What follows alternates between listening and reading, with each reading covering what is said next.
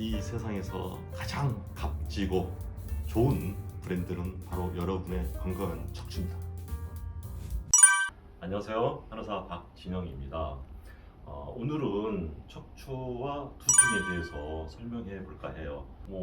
척추라고 하면은 보통은 허리 디스크와 목 디스크만을 생각하기 쉬운데 실상은 여러 가지 통증과 여러 가지 질병에도 이 척추가 굉장히 중요한 역할을 하고 있습니다. 두통은 누구나 겪는 국민병이라고도 하죠. 어떤 가벼운 두통부터 시작해가지고 진통제를 한 움큼씩 먹는 분들도 있어요. 특히 근데 원인을 모르는 두통은 정말 골치가 아픈 병이에요. 혹시 뇌에 이상이 있는지 CT나 MRI 다 찍어보고 또 영화의 주인공이 돼가지고 혹시 뇌에 뭐가 있나 아무런 검사를 해도 별 뾰족한 수가 없는 경우가 많아요. 왜냐하면은 뇌에 이미 변성이 생겨서 뇌 종양이라든가 그게 발견될 때는 눈이 잘 안 보인다든지 아니면 잘 걸을 수가 없어요. 근데 이제 그런 경우는 굉장히 좀 희소하고 대부분이 MRI나 CT를 찍어도 원인을 모르는 경우가 대반입니다. 자, 그러면은 여러 가지 검사를 해도 원인을 알 수 없는 두통, 또 거기다 또 점점 심해지기까지 해요. 그럼 과연 그 원인은 무엇일까? 제가 지금 말씀드리는 것은 어느 교과서에도 없는 거예요. 그냥 제가 그동안의 임상의 경험을 통해서 제가 얻은 그런 지식을 제가 말씀드리는 거니까 어떤 교과서적인 문제라든가 아니면 기존에 했던 치료 방법을 써서 효과가 있었다면 그쪽으로 치료를 하시고 또 그쪽으로 또 생각하시고 그래서 쭉 가셨으면 하고, 제가 지금 여기서 말씀드리고 싶은 것은 원인을 모르겠다 이거죠. 원인을 모르겠다. 그 원인이 척추에 있을 수 있습니다. 자, 쉽게 생각해 보세요. 자, 두통이라는 것은 제가 생각기에는 물론 근육 긴장성, 혈관성, 두통 그렇게 여러 가지 나눌 수 있지만, 자, 첫 번째 생각을 해보세요. 뇌가 필요로 하는 혈액, 즉 혈액 속에 포도당과 산소가 있죠. 뇌가 산소와 포도당을 통해 가지고 뇌가 어떻게 보면 활동을 하는 거 아닙니까? 근데 혈액, 그러니까 포도당과 산소가 부족함을 뇌가 아우성 치는 거죠. 빨리 좀 보내달라, 빨리 보내달라. 그래서 두통이 생기는 거 하나. 그다음에 또 하나는 또 이렇게 생각할 수 있어요. 우리 몸은 뇌에서 모든 어떤 생리적 전기 신호, 그것을 척추를 통해서 척추 신경이 통로가 됩니다. 그래서 왔다 갔다 하면서 우리 몸의 생리적인 그런 현상을 조절을 하는데, 그게 척추 어디 한 군데 박혀 있는 거예요. 그래서 전기적 생리적 신호가 잘 오고 가지 않았을 때, 그래서 두통이 생기지 않나, 저는 그렇게 생각하고 있습니다. 제가 수많은 사람들을 치료해 본 결과 두통은 의외로 빨리 나오는 경우가 많아요. 10년, 20년, 제가 볼 때는 30년 된 두통까지 치료를 해봤는데, 이 척추의 틀어짐을 교정한 순간 정말 두통이 굉장히 빠른 속도로 없어지는 것을 제가 많이 발견했어요. 근데 이제 또 치료가 안 되는 경우도 있었습니다. 그런 경우에는 아무래도 이 척추와 그런 상관관계가 약했거나, 또 척추는 큰 문제는 없었는데 그렇게 두통이 발하는 것은 아마 다른 원인을 찾아서 치료를 해야 될 것 같습니다. 저도 그런 케이스를 병원에서 10년, 20년 계속 치료했던 그런 케이스들이 많다 보니까 저도 최선을 다하지만 안 되는 경우도 있다는 사실을 좀 인지해 주시고, 자, 아까도 말씀드렸다시피 뇌에서 혈액이 부족해서 아우성치거나 또는 뇌에서 생리적 전기 신호가 아래로 왔다 갔다 못할 경우에 그게 지속이 된다면 어떻게 되겠어요? 뇌 변성도 올 수 있다. 그래서 실제적으로 뇌 상태가 뇌 형질 자체가 변하는 경우에는 굉장히 치료도 힘들 뿐더러 아마 치료 기간을 굉장히 오래 가져가야 될 거예요. 만약 수술 요법이라든가 다른 화학적 요법이 잘 안 될 경우는 또 하시더라도 척추의 변형을 같이 교정을 하면은 좋은 효과를 얻지 않을 수 있을까, 그렇게 생각합니다. 자, 실제로 제가 이제 환자분들을 치료하다 보면은 척추에 이상이 있는 경우 이 변형된 척추를 교정하면은 저도 깜짝 놀랄 정도로 굉장히 빠른 효과를 보이는 경우가 많습니다. 뭐 1년, 몇 년, 뭐 10년, 20년, 심지어 30년 된 환자분을 치료해 봤는데 그런 분들도 효과가 좋아가지고 이 두통이 없어지면 정말 새로운 삶을 산다고 하시더라고요. 지금까지 치료 경험으로 보면은 두통은 경추와 상부 흉추의 문제로 많이 왔는데 심한 경우일수록 그 상부 흉추 1, 2, 3번에 문제가 많았습니다. 자, 그러면은 각각의 두통의 원인이 되는 그 척추를 한번 살펴볼게요. 실제적인 두통과 척추의 연관 부위를 한번 살펴볼게요.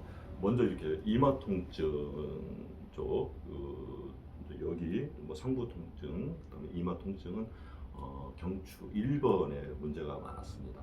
그리고 뭐 많죠. 이 편두통은 경추 2번.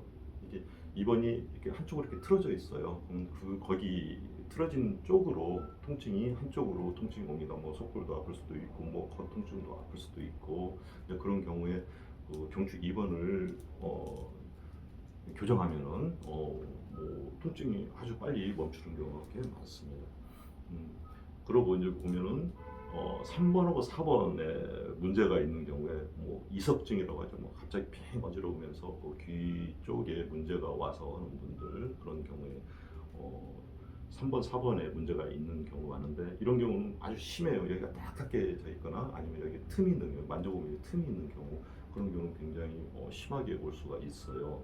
그러니까 그런 극심한 어지럼증 동반하는 그런 뭐 이석증인 경우에는 뭐 바로 어떻게 교정을 하는 것보다도 어떤 여러 가지 뭐 양방적인 처치를 쓴다든가 뭐 그래가지고 좀 어느 정도 완화된 다음에 치료를 하는 게 굉장히 좋겠죠.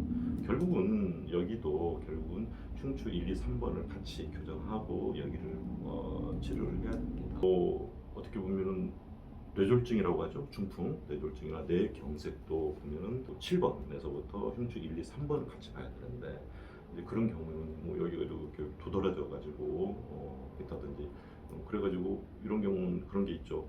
심장에서 뇌로 피를 잘 못 보내주는 그런 상황이 될 수밖에 없으니까 어떤 경우는 뭐 갑자기 막 혈압이 막 오르면서 머리가 깨지듯이 아픈 경우도 여기에 문제가 많습니다. 실제로 이제 그런 경우 여기를 낮춰주고 치료를 하면은 혈압도 쭉 떨어지면서 두통이 좋아지는 경우를 많이 경험하고 있습니다. 경추 7번과 흉추 1번이 이렇게 볼록 이렇게 튀어나온 경우가 있어요. 이런 경우에도 중풍이라든가 뇌경색, 또 심한 어지럼증, 그런 걸 유발할 수 있어요.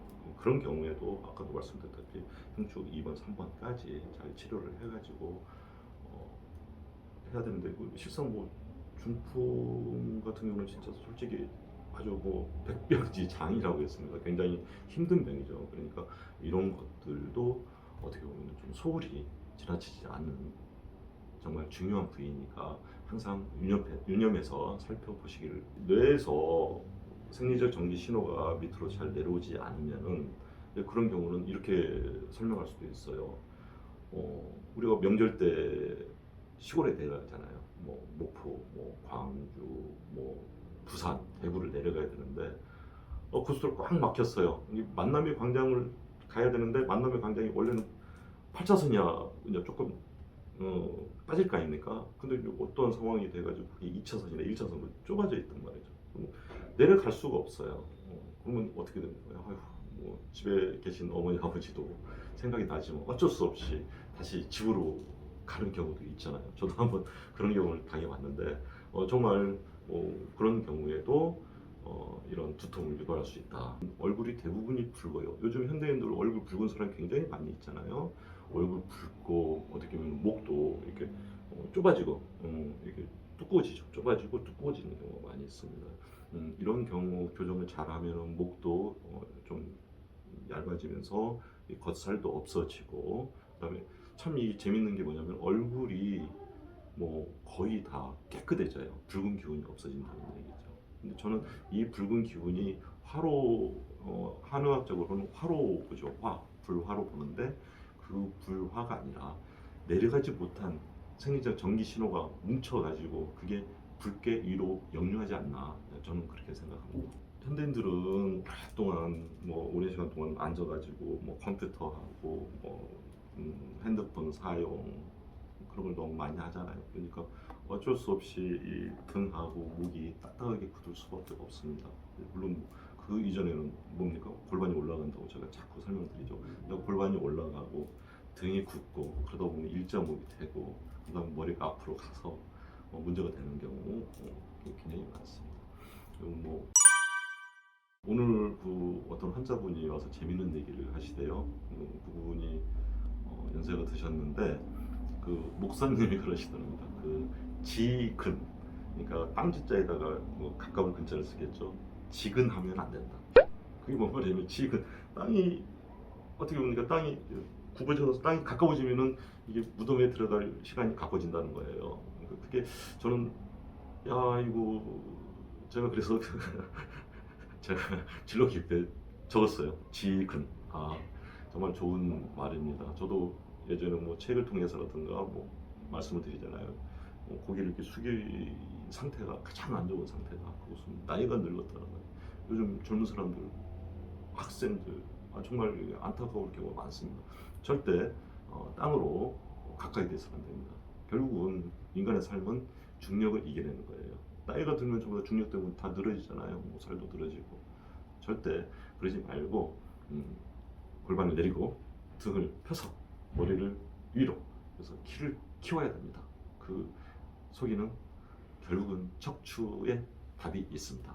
자, 오늘은 여기까지 합니다. 감사합니다. 자, 여러분의 이 세상의 최고의 브랜드는 바로 여러분의 건강한 척추입니다. 보시죠.